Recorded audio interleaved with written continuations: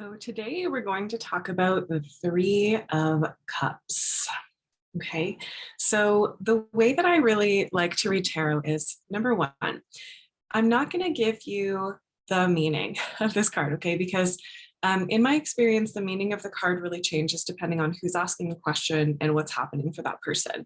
And so the way that I really like to read tarot is with the person who's asking the question.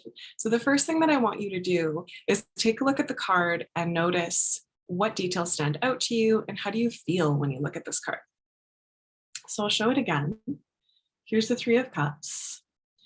We have these three beautiful figures that are kind of dancing around together, intertwined. They're holding cups. And, for me, it's definitely a lighter mood. You've got the blue sky and the flowers. And one of the things that I would love for you to just take note of is when you're looking at this image, do you feel happy? Do you feel celebratory? Do you feel like partying? Or is there something in the card that gives you maybe a sense of anxiety or a feeling of like, oh, I want that and I just don't have it right now, right? So, those are some of the things that we can just notice about what it's like to look at this card. So one of the meanings of this card is celebration. It is partying, okay? It is sharing with others the experience of joy. And that can be complicated. It can be great, if this card shows up in your reading, it can mean that there's going to be some element coming into your life that will give you a reason to celebrate. Sometimes this card comes up when there's a question around fertility, pregnancy, bringing a new child into the world. And part of that is to do with that number three. So one of the things that I think about here is, the ace is the energy itself. So that's cups, it's emotional energy, relationships, heart related stuff.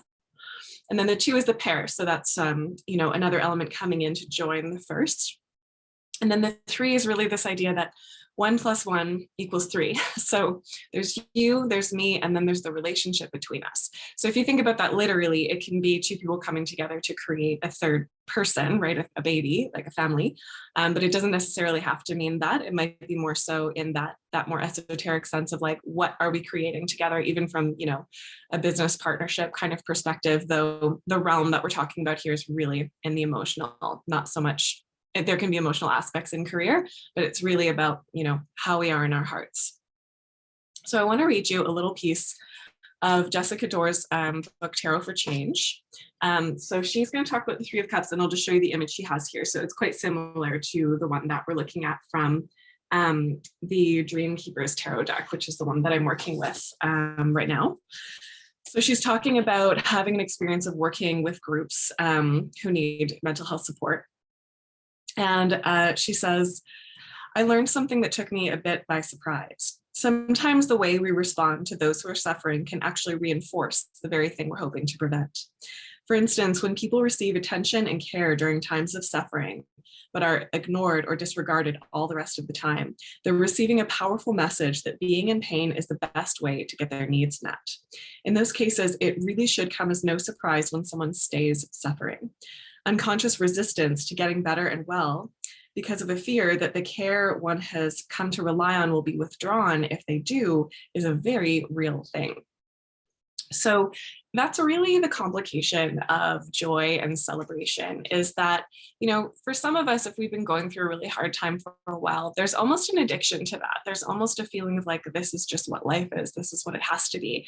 For me in the past, it has been what Brene calls foreboding joy. Like, I'm not really allowed to have joy. I don't really deserve to have joy or pleasure. And so if it's coming up in my life, that causes me anxiety because it means the other shoe is going to drop. I'm going to have to pay for this, cosmically in some way later.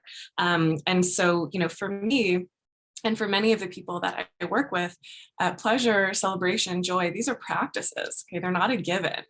Even if we think we really want them, often when they come up, we're not quite ready or able to receive them. And so we have to practice. We have to practice celebrating.